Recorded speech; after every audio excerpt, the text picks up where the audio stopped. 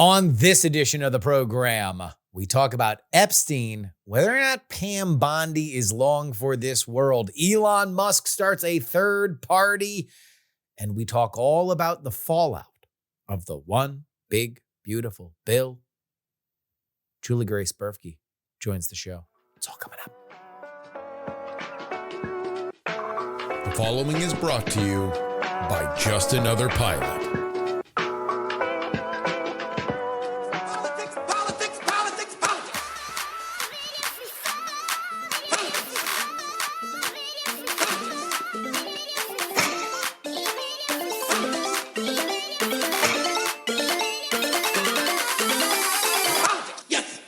Hello and welcome everybody to the Politics program. Your old pal Justin Robert Young joining you from Austin, Texas on this July 9th, 2025 edition of the program. Like we mentioned, we're talking Elon. We are talking AI Marco Rubio. Good Lord. And then Donald Trump's Tariff two-step. Back out of July. We'll fill you in on all the details, as well as talking to Juliegrace about all things Congress. We're getting really in the weeds in that conversation. So if you want early midterm previews, who's possible to drop out of the race, we got some gossip. I got some gossip confirmed that I had heard. Good chat.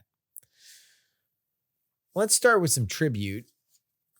A reminder, if you ever want to send something to me in the mail, you can do so. Post Office Box, 153184, Austin, Texas, 78715. And I want to give a huge shout out to Jonathan from Stamford, Connecticut, which any wrestling fan knows well as the home of the WWF, now WWE. He wrote a very, very nice letter, front and back, but said that what he really wanted to do is send money. And so he did, and he sent it in three very funny ways. The first is that he said, you know, you always say, send me $1. And so he just sent me one loose dollar. Just a loose dollar, which is nice. Then he said, well, I would like to get the exclusive stuff, but he's an old school guy. He doesn't want to go through the computer. So he just wrote me a check for $100, not the $99 that is available on Substack. But then said, you want to know what? I want to pay full freight. I'm going to pay $3 a week. I don't even need the discount. And then sent the rest to me in cold hard cash. Jonathan, you're a king. I'll be in touch. We will make sure that you get your 2 bonus episodes. And a reminder that any tribute you would like to send the show, we will talk about right up top, because we want to reward the people that reward me. Here's who's not going to be rewarded. Anybody who is interested in the American Department of Justice, now under the control of Donald Trump, finding any kind of satisfying revelation to the Jeffrey Epstein case. The Department of Justice publishing a memo on their website saying that there will be no further charges in that case, and that Epstein did die via suicide. This caused a bit of a consternation, especially on the right, that has talked about the Epstein case, which hasn't exclusively been a right-wing thing, but, it's been talked a lot about on the right, including Don Bongino and Kash Patel, who talked a lot about the Jeffrey Epstein case, and specifically the existence of a client list.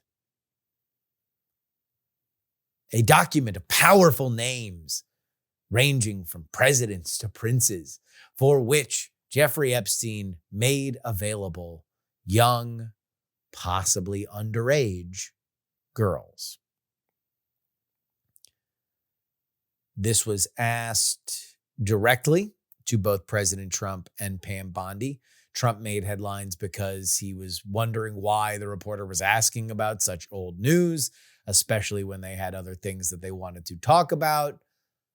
What I want to play you is this clip. This is Pam Bondi in the cabinet meeting where she is talking about this exact scenario. We'll go ahead and play that.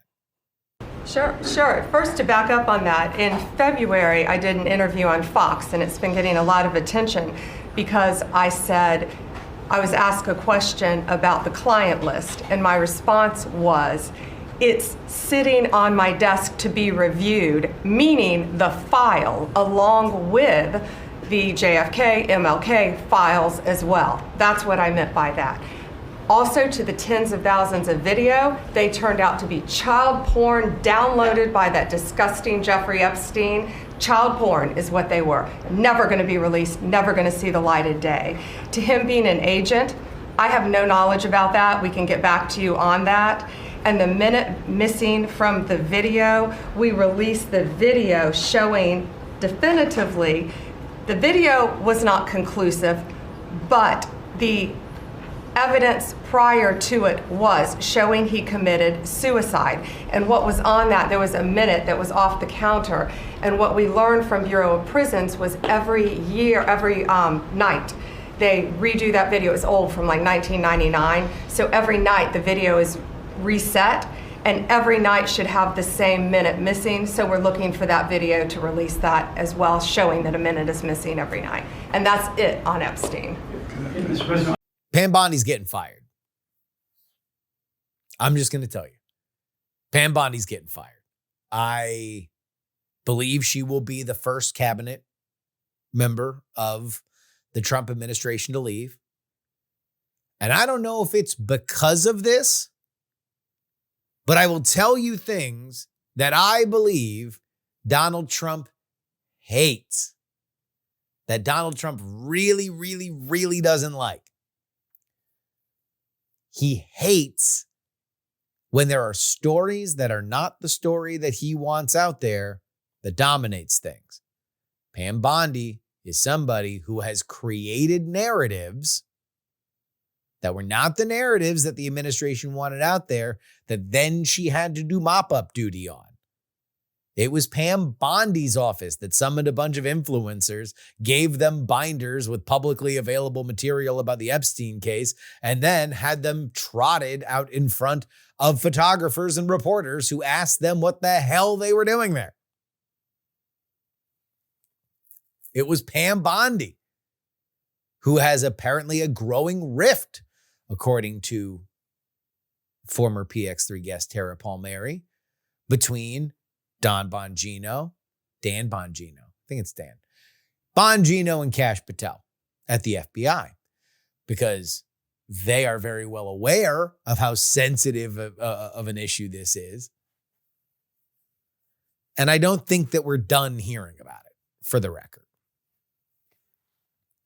But mostly it's this. The tone of voice for Pam Bondi is withering. It's not authoritative. She is inviting a press corps to be more bold and ask about this every time she steps out in front of a microphone. When she goes on Fox News, she has created more problems than she has created solutions. And if there is one thing that Donald Trump is extraordinarily sensitive to, it is what they are talking about on the television. This boomer president is extraordinarily focused on airtime, and the airtime will not be kind to Pam Bondi. Now, I don't know what the truth of the Epstein case is. It is something that I have paid attention to because it was a South Florida story before it was a national one. I'll give you my basics. Here are my basics on Epstein. It would not shock me if he found himself involved with intelligence services. I don't know which ones. I'm not here to tell you that it's Mossad. I'm not here to tell you it's the CIA. I have no idea. I know that the way that he liked to interact was by being a big patron for science causes, and that very often it was in the interaction with a bunch of nerds that he brought them down to exotic locales where there were pliable women.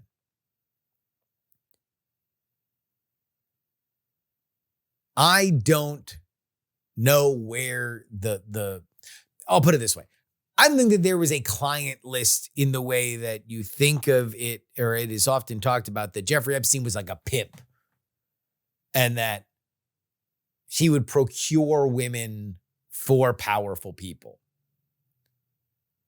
I think Jeffrey Epstein was an incredibly creepy, horny, rich guy that, by way of the trappings of his wealth and the recruitment pyramid, very well understood by way of publicly available documentation of Ghislaine Maxwell and the volunteer. I mean, like, the girls would recruit other girls. That was a thing that was known.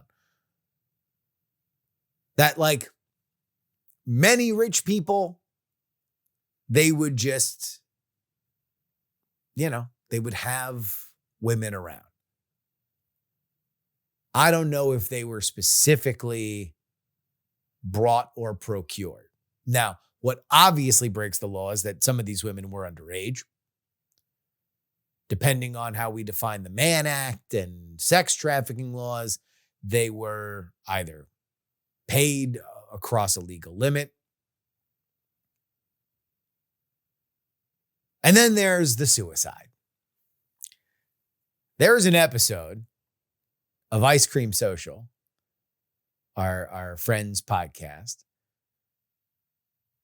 that I recorded the day after Jeffrey Epstein committed suicide. And boy, the jokes are flying about how little I believed that Jeffrey Epstein committed suicide. I found it suspicious then. I find it suspicious now. But I have no proof. And to be quite honest, neither do you. And so we are here. If there was some part of you that is listening to this that hoped that, well, the Trump administration would be far different when it comes to this case in particular, I hate to break it to you, but it doesn't appear that that is going to happen, at least through the Department of Justice. One last thing. On the Trump and Epstein connection, I never really found that particularly credible.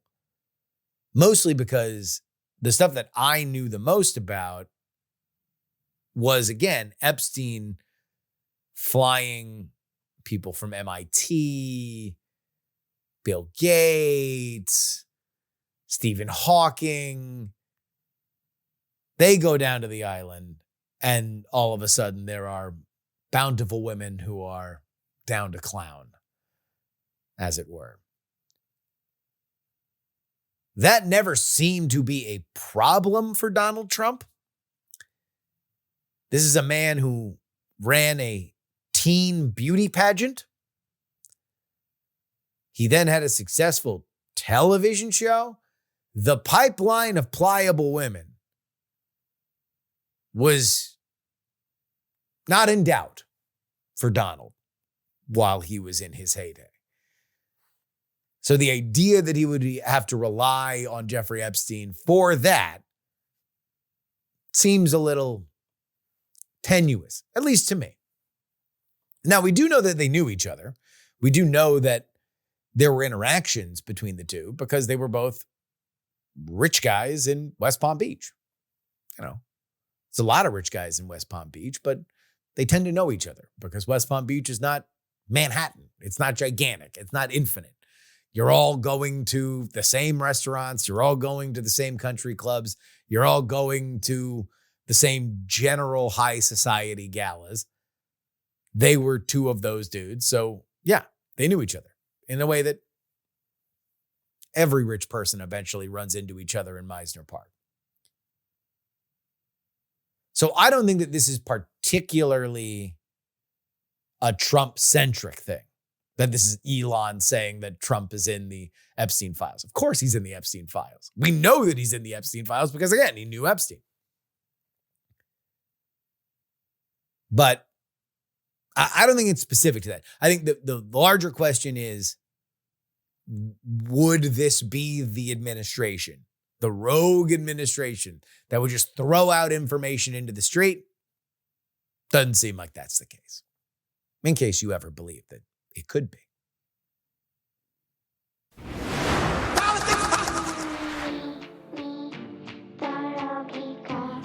This is your update brought to you by TakePoliticsSeriously.com. That's where you get your bonus episodes of this show. It's a lot easier than sending me a check and a bunch of cash. You just head on over to the website. Go ahead and get it. I have people, subscribers that are like, hey, come on, look, I already subscribed. It's on the podcast. Why do I need to be sold? I won't sell it anymore. Substack is where we go. TakePoliticsSeriously.com is where you need to go to do it. Very easy, very cheap. Fun time. 2 bonus episodes each and every week. Let's get to the stories we didn't have a chance to cover. Elon Musk has officially launched the America Party, aiming to disrupt the U.S. two-party system by attracting moderate voters dissatisfied with both Democrats and Republicans.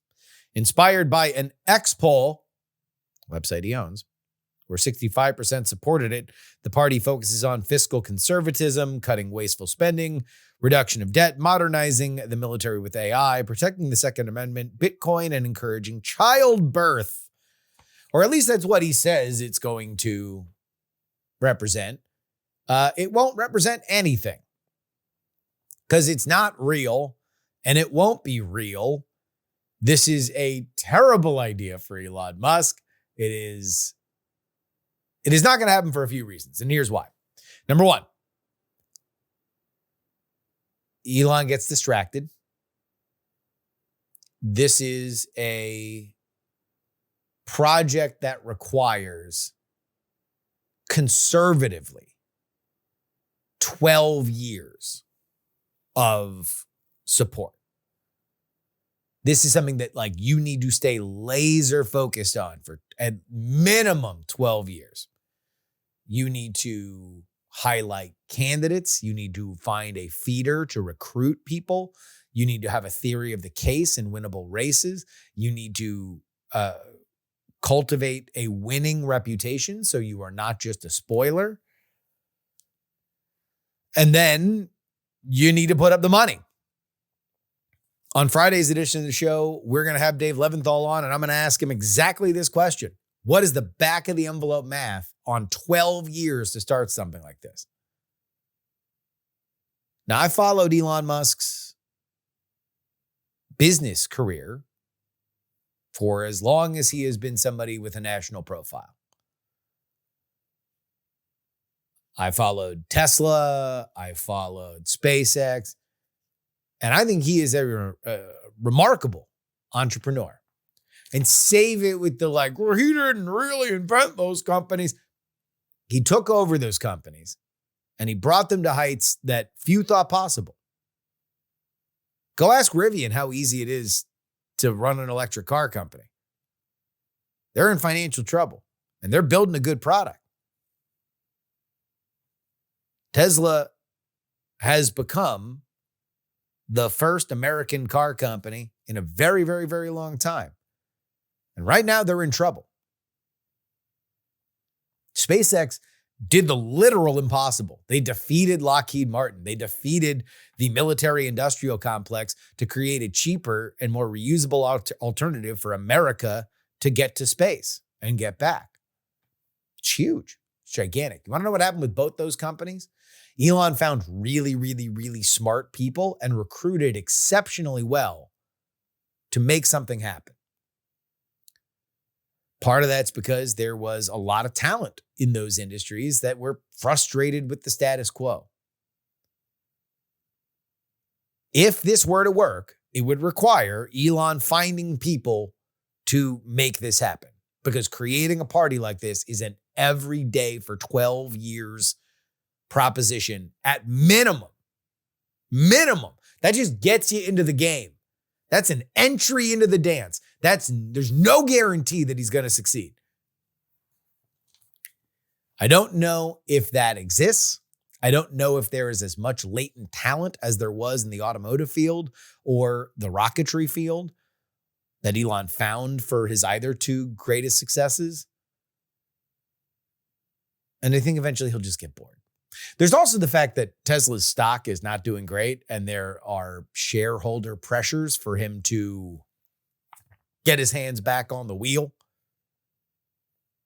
They're in a big pivot point in their company's history where they are trying to figure out whether or not they are going to be a autonomous vehicle company, a totally headless vehicle company.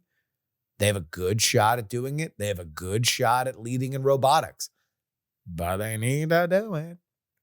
And Tesla's shareholders are going to be mad if he's not spending as much time as they believe that he should. AI-generated impersonators have attempted to mimic Secretary of State Marco Rubio, contacting foreign ministers, a U.S. senator, and a governor via text, signal, and voicemail. This according to a leaked State Department memo. The scheme, described as not very sophisticated, is under investigation. The FBI has previously warned about scams using AI voice clones of senior officials. Rubio is the second high-ranking Trump official targeted this year, following a May incident involving an impersonator of Chief of Staff Susie Wiles. The use of Signal in these scams has drawn the attention of Defense Secretary Pete Hegseth. Reportedly, it was after Hegseth used an app for official communication. He used Signal. We all know that. Fire, fist, American flag.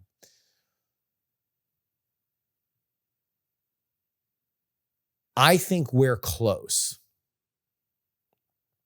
to a world in which getting texts from strangers or people you've just met is less and less likely. I think we are going to put more and more of an onus on the platforms that we use to communicate with our friends and loved ones to do vetting that this is coming from where I believe it's coming from. Because if we don't, then this voice cloning technology is good enough. It's good enough now, and it's getting better. Like, you can send voice memos that sound like almost anyone. And in the heat of the moment, if it already comes under the radar as somebody that you in your head is thinking is the person, it will sound identical because your brain's going to smooth over the rest. But it's interesting, this has now happened twice. Susie Wiles and Marco Rubio. The world is going to have to get a lot smarter on cybersecurity fast. Because right now we are in a golden age of spam and thievery.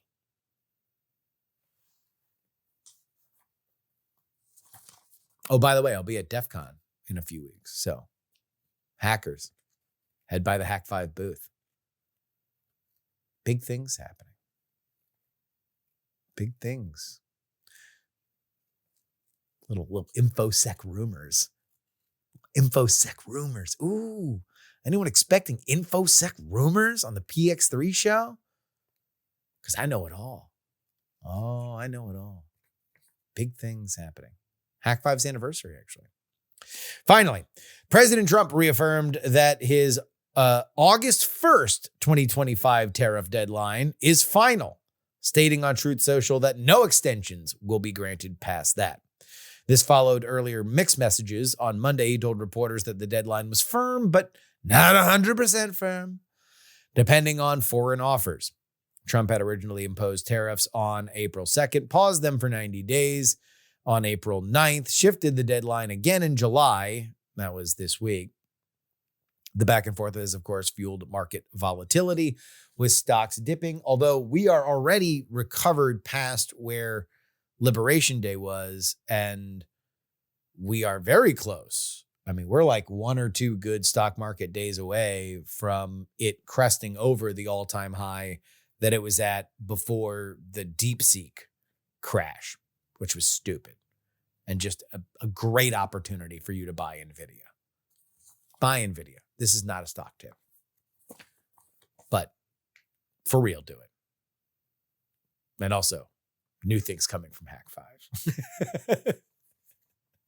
We're showing range today, baby. TakePoliticsSeriously.com is where you need to go to get 2 bonus episodes of the show each and every week. And now, Juliegrace.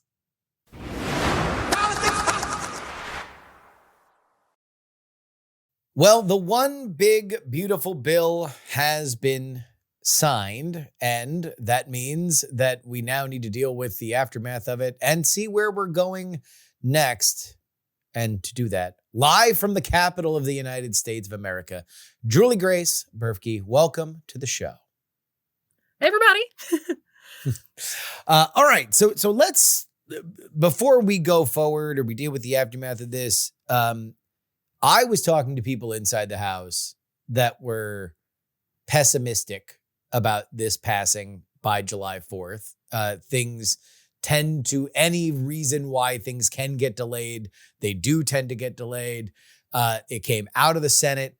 What I was told was that the goal was to have 25 people that were not going to vote for it for varying different reasons, either on the moderate side or on the more conservative side, and then just get out somewhere. Lock themselves in a room, no phones, because everybody was going to face a lot of pressure from the White House and the outside groups.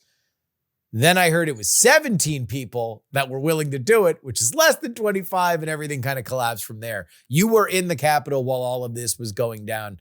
Explain some of the machinations of how this goes from an unpassable bill by some on-the-record comments to something that gets signed on July 4th.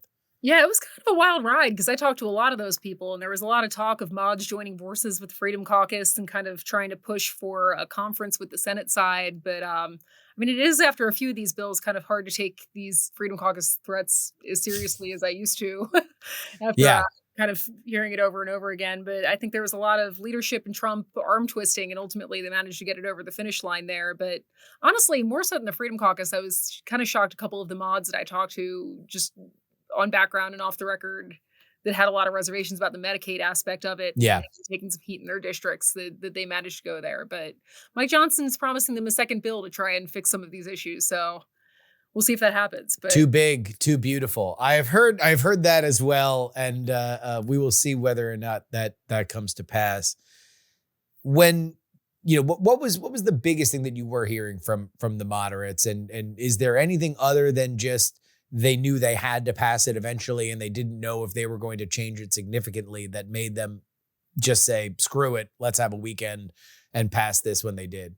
I mean, they had a lot of issues with the Medicaid language in there, and a lot of them still feel like what the Senate sent back was worse. But they ultimately kind of felt like the tax cuts were necessary to keep the economy afloat. So that was kind of their key thing. And they were like, we'll try and address some of this other stuff later from my combos posted passing. But I know a lot of them had a lot of heartburn, and even on the floor were on the fence on where to go with it. So it's going to be interesting when they get back from their districts to kind of hear how things are going. I've been texting with a couple of them, and it's kind of gotten mixed feedback from constituents. So it's, I mean, both sides are definitely going to be digging in on their messaging on it. So it'll be interesting to see how it plays in the midterms. So, yeah, let's stay there then. Punchbowl reporting today that there is blowback coming from some of the representatives being back out in their districts. The White House seems to very much believe that the winning hand is no tax on tips, no tax on overtime, largest tax hike was averted. Who's looking out for you? The Republicans. And then it seems like some people are talking about the fact that these Medicaid cuts don't happen until after the midterms, and some people aren't. But that, I guess that's a hard thing to message if you are a representative, to say, hey, the thing you're mad about right now isn't going to happen for a year and a half. Vote for me anyway. I mean, that is going to be difficult messaging for them. But I mean, I think they're going to go back and kind of promise to work towards another bill on that. And I mean, the immediate effects of the positive things of no tax on tips for middle and low income earners, I think that's something that they definitely will be digging into on that front, on trying to message on that. But Democrats are going to be hitting them hard. Healthcare groups are going to be hitting them hard. Yeah. So I feel like it's going to be a very expensive midterm cycle in these swing districts. Yeah. My biggest thing with that is just like, I agree that this is about as clear of a message that has worked in the past for Democrats as possible. And that is tax cuts for billionaires while the poorest among us suffer. And yet, considering the fact that they've swung at every pitch that has come across the plate with the Trump administration, I have no guarantee that they'll even be talking about it next week, let alone in a year and a half. I mean, I think Democrats right now have had a lot of their own heartburn on where to take their messaging. And I feel like we've heard a lot of them kind of stress out about this mayoral race in New York being an indicator of where things might be heading. But I mean, Republicans, I think when they get back, something that's going to be interesting to watch too is how many retirements there are on the moderate side of these people who got their arms twisted into voting for something they weren't necessarily on board with and going back home, talking to their families. I know I talked to a few people at the beginning of the year that were kind of on the fence on whether or not they were going to run again. So, I mean, I think some of these swing districts, it's going to be, I mean, there could be a lot of open seats.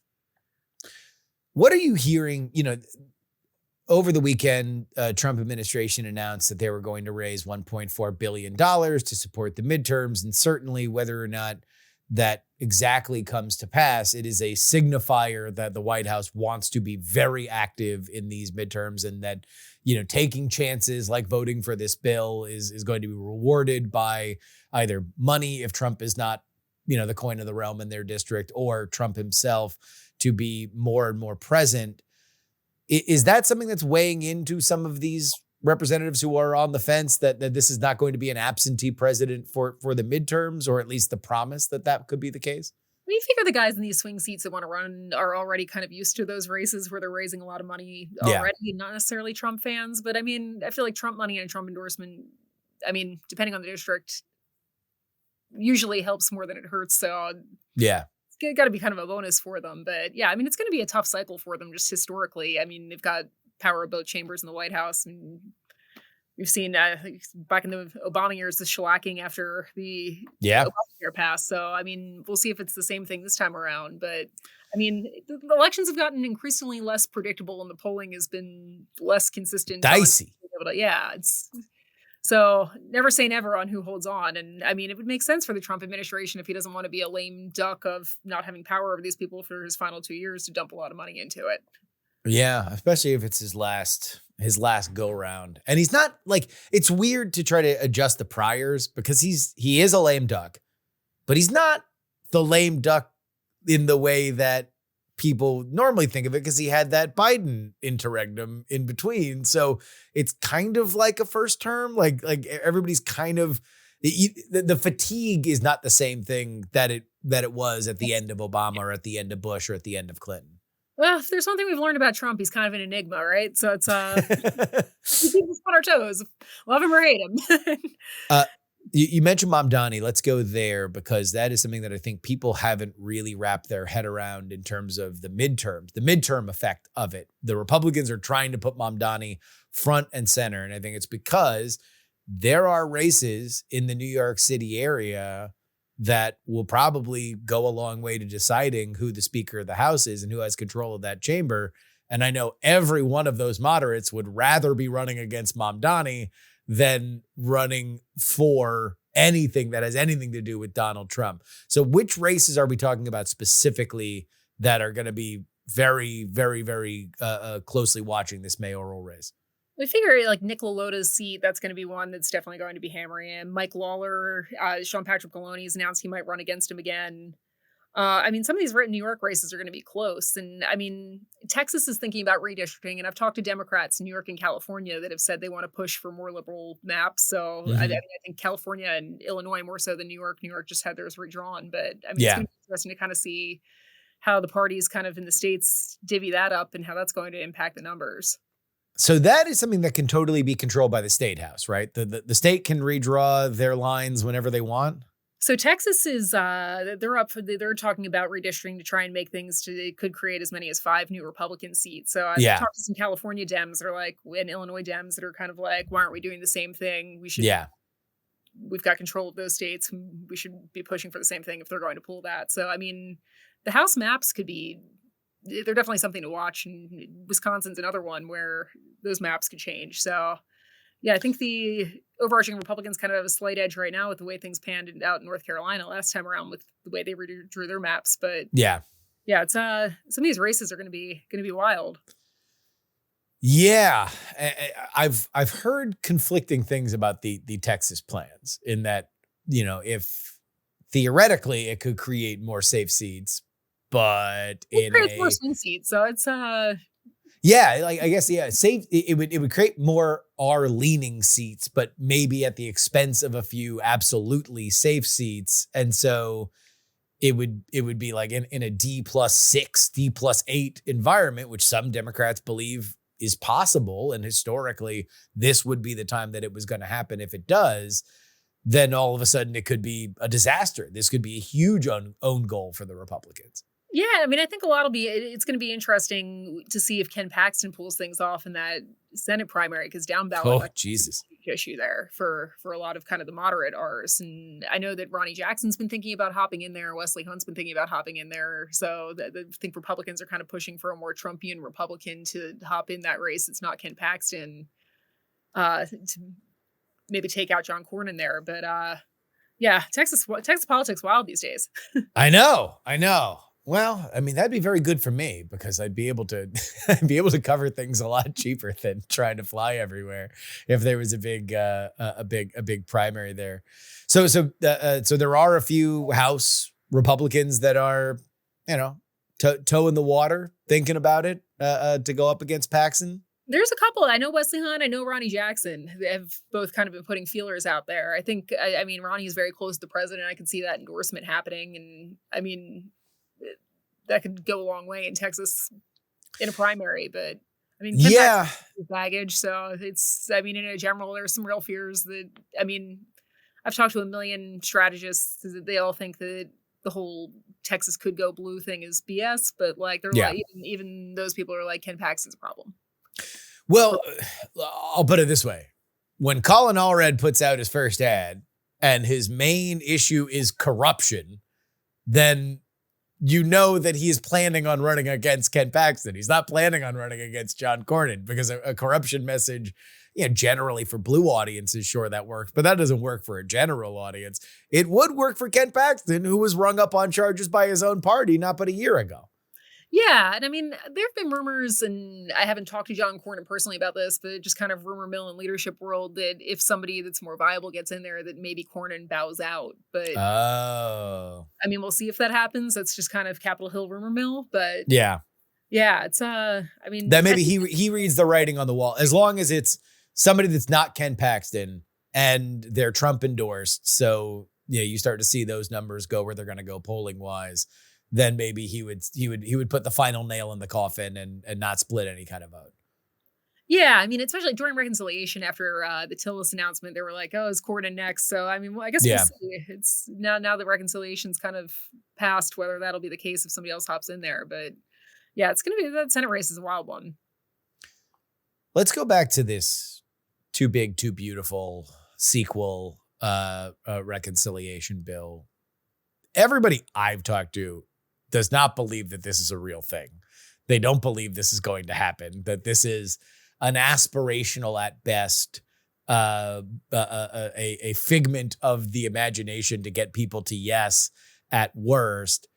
And yet, I'm sure if you talk to everybody, 6 months ago and said, hey, they're going to combine the entire legislative agenda of the Trump administration into one bill and they're going to pass it by July 4th, people wouldn't have been optimistic about that either. Or at least people I was talking to weren't optimistic about that. About a week and a half ago about it. Yeah.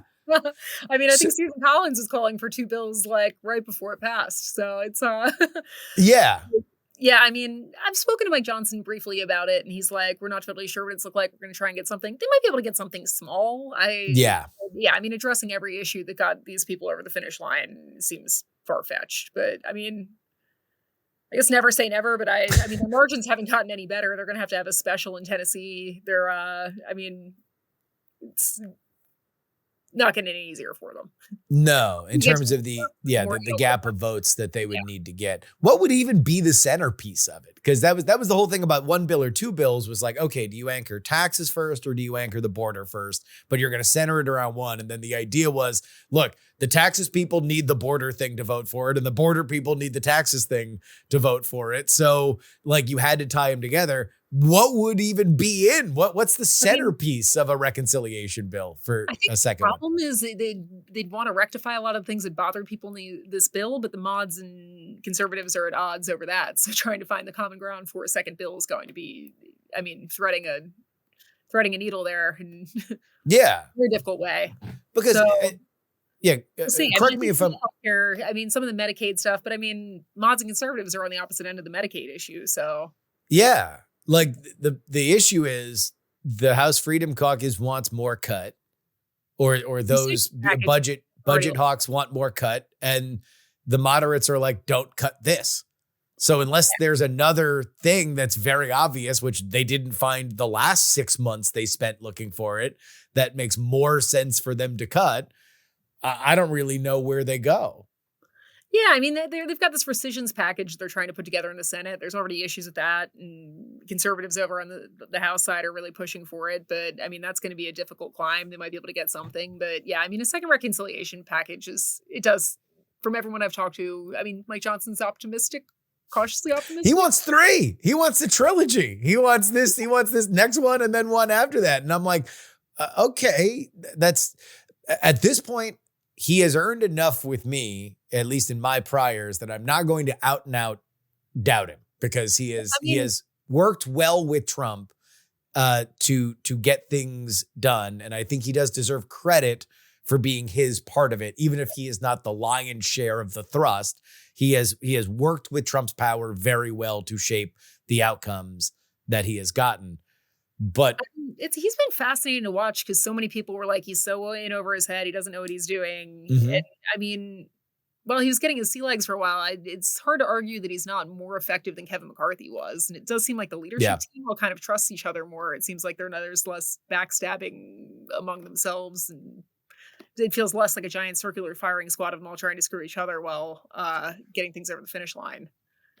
Yeah, there have been problems, but seems less so than, I mean, maybe it's just I've had some distance from it now. Well, I mean, the Kevin McCarthy thing seemed to get personal with McCarthy really, really quickly. And it, you know, the stuff you hear gripes from Johnson, or that I'm hearing gripes about Johnson, are pretty standard congressional things. It's like, he said he was going to fight for this thing and he's not fighting hard enough. He should be fighting more. Look at how he did this. He should have done it this way. That's parliamentarian stuff. That's you know, that's within the bounds. With the stuff you'd hear about McCarthy is like, he's a liar scumbag and he told me a thing that wasn't true. Yeah, I mean, I think there's more goodwill with Johnson amongst members. I mean, I feel like Stefanik, after the UN thing, kind of blames him for that. So there's a little bad blood there. You know, it's for the most part, I feel like members trust him a lot more. So I think that's kind of helped him get some things over the finish line. I think he and Scalise work really well together. Yeah. It's kind of been interesting to watch that dynamic. But yet there's not really anything, there's no North Star on a second reconciliation bill. Like, they're not doing like tort reform or something else like that, you know, just. We'll see when they get back in a week, because I feel like they were all burnt out and ready to kill each other a week ago. But it's, I mean, I think the odds of it happening are low, but stranger things have happened. I've seen crazier things here on Capitol Hill. I mean, including B-2 bombers flying over the Washington Monument while Trump signs the bill, which, you know, it's just crazy. I mean, that's, you know, The one thing is like, I kept joking with people in the house about like, oh, well, yeah, this is all because of fireworks. This is all because of fireworks. None of this is like a real thing. If this were just any Friday, like, and we could get a better deal, a better bill done by Wednesday, of course we would spend the weekend and do it. But it's just because it's July 4th. It's just because it's fireworks that they're jamming this thing in. I mean, it doesn't hurt their cause. I feel like these guys do like to get out of here for recess, but well, I think that it was that too. All right, so let's go to the House Freedom Caucus of it, because they have been a fractious group. I think that would be charitable to say. They have not been a particularly effective group as of recently. What has contributed to the downfall of influence for the House Freedom Caucus? I mean, I think like when it was Mark Meadows and Jim Jordan in charge, they're such operators. And I think it was a smaller group that voted as a block, where they're almost like an harder lined RSC at this point, where they've gotten big, but they're not sticking together to tank things. So it's, I think that it's kind of grown to the point where it's less effective than it once was. And I mean, from a messaging standpoint, they're getting their message out there, but in terms of tanking bills and forming coups on things, it definitely isn't what it once was. It was pretty interesting to me that people were circling like 25 as a number, assuming that half, if not 3/4, would fold, right? Because that's the reason why 25 is a number, is because you just assume that after the attrition, there'll be enough people on the center that you can have a nucleus that does block this.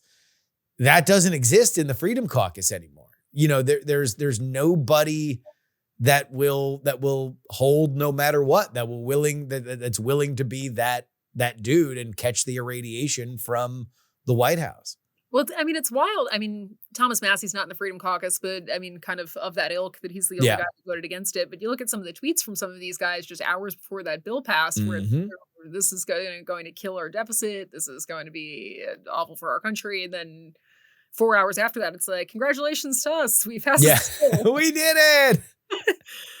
So it's a roller coaster, but I mean, I think they're going to push heavy for these rescissions, and we'll see what they get there. But I mean, really, it was kind of a whole dog and pony show, and they really got nothing. I mean, I've talked to people in the White House, and it was like, oh, what'd you guys give them to get them over the finish line? It was like, oh, we didn't really give them anything. So yeah,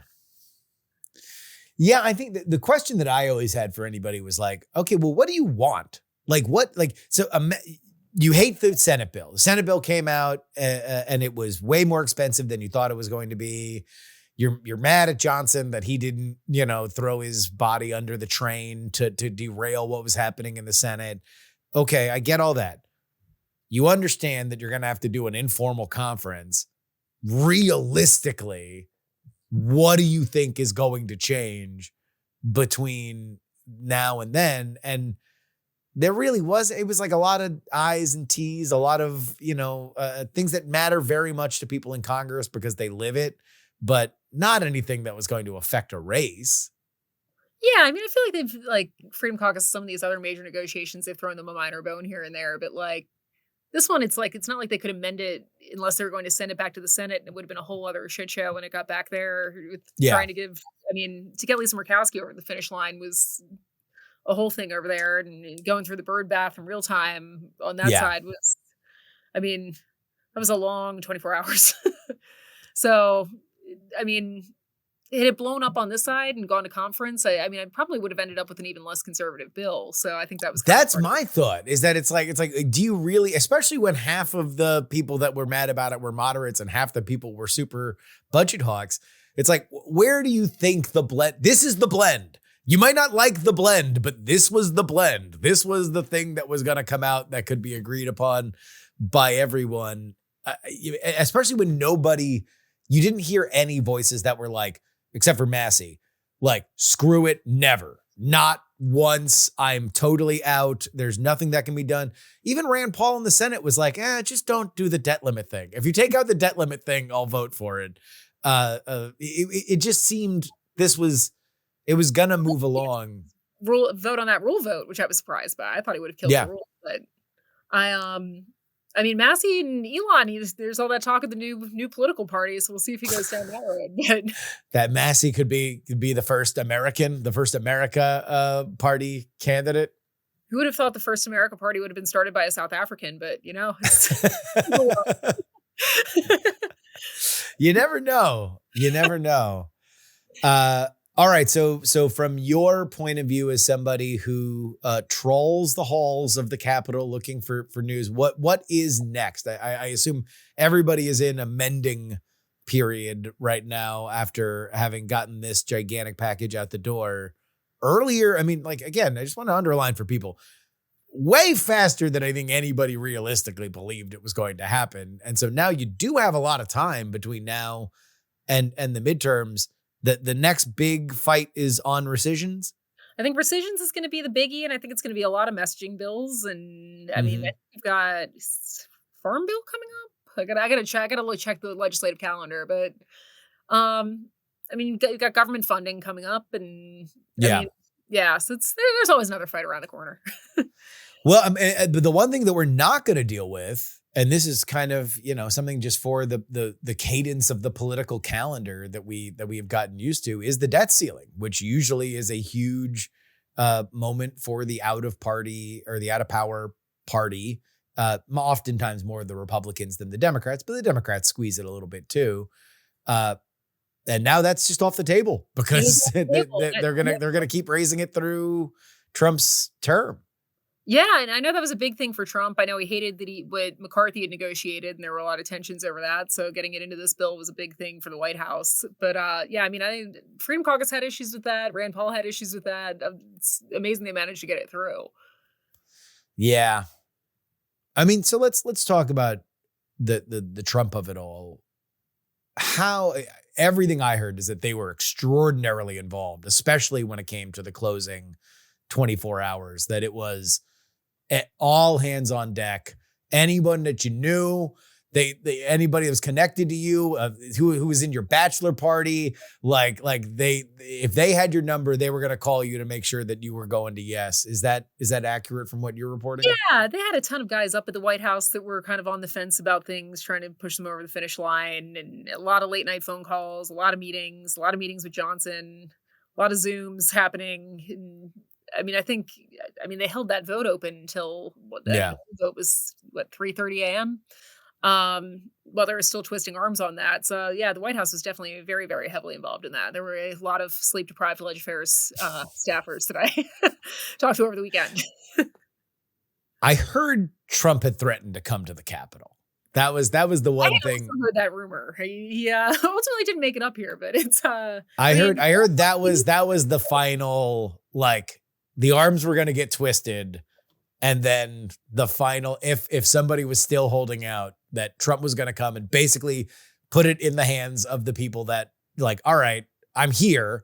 Either you change your vote and you're spineless, or you leave, you send me back empty handed and your career's over. You now get to choose what is going on. That would have made for a wild floor moment that would have been fascinating to watch. But I mean, it's amazing. His phone calls really do kind of push these guys over the finish line. And I mean, I feel like a lot of the moderates with the conservative guys are like, oh, all these guys are going to cave. All they want is like the attention from the president, which, I mean, whether or not that's the case, those phone calls have been very effective. Yeah.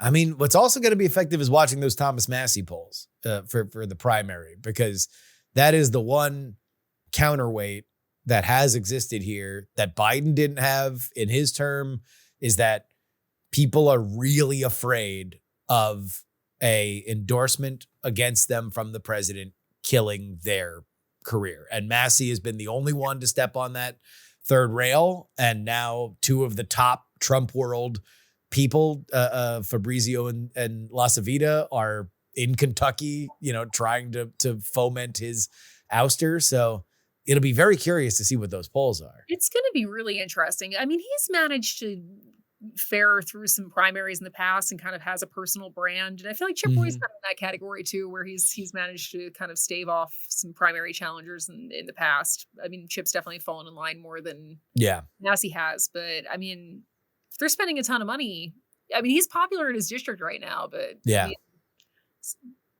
once those ads start coming in, you start dumping a lot of money into a district. They're running ads now. The anti-Massey people are running. They're up on television today, which is insane. I mean, figure Elon will probably be jumping a lot into that race too. So we'll see. All right, how much do people buy this? I don't buy this at all whatsoever. Elon's going to get distracted, and he might face a shareholder revolt at Tesla if he keeps spending time and money on this. That's probably a valid point. I mean, Massey, he's such a brand of his own, where he's always kind of been freewheeling up here and doing his own thing. So. I mean, we'll see if it works in his district, because people love him down there, and he's always kind of been marching the beat of his own drum. So we'll see if it works. I mean, there've been a lot of expensive primaries that haven't worked in the past cycle. So yep. It'll probably be a tough one to knock out. I mean, I don't think he's totally safe there, but I think as far as primaries go, in terms of some of the other guys that are kind of have talked about bucking Trump in the past, might be harder to take out and had somebody else been in those shoes. Yeah. Well, Juliegrace, thank you so much for joining us as always. Where can people find your work? So 24 Site News, and follow me on Twitter, Juliegrace B. So well, thank you so much for joining us. Behind the scenes, Juliegrace had a whole thing. Her AC busted. She had to go to the Capitol to be on the show. So we are very, very thankful. Go follow her, read her work on 24 Site, and we will see you next time. Thank you so much, Juliegrace. Yeah. In air-conditioned conditions,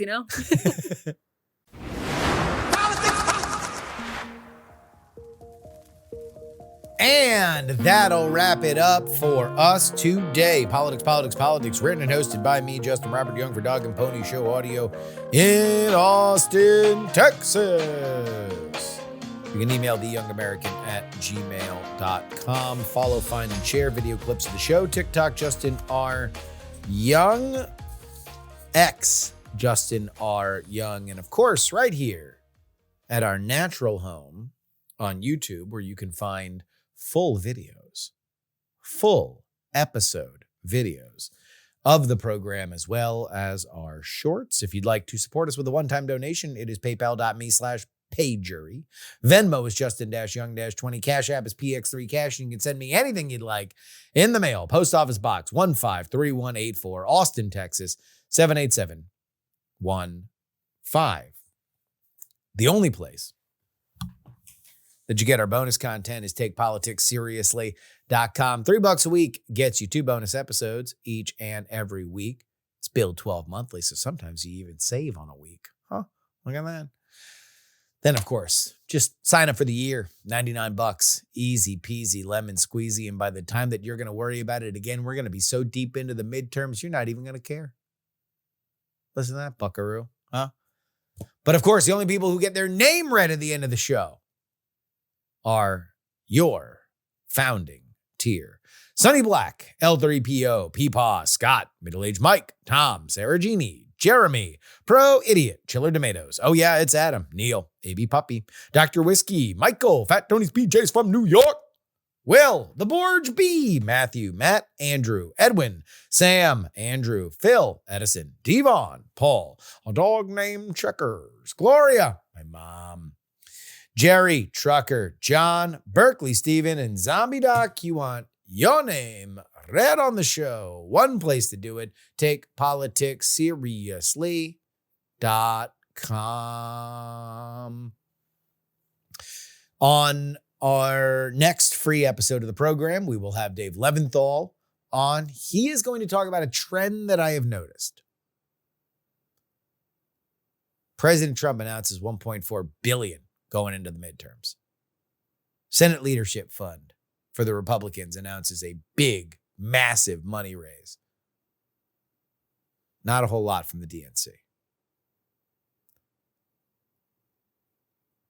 Are the Democrats sleepwalking into a money slaughter when it comes to the midterms? We talk about Act Blue. Like I mentioned earlier, we're talking about the America Party, how much that is going to cost. The Money Man in full bloom. That's coming up on Friday. Till then, this is your old pal, Justin Robert Young, saying some shows talk about politics, others talk about politics, still more discuss politics, but this, baby, this is the only show that dares discuss all three. Diamond Club hopes you have enjoyed this program. Dog and Pony Show audio.